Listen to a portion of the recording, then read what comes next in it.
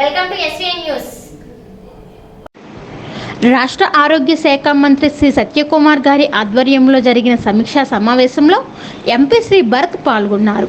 ఈ సందర్భంగా ఆసుపత్రుల మౌలిక సదుపాయాలు, ఆరోగ్య భద్రతపై అవగాహన వంటి వివిధ సమస్యలపై చర్చించారు.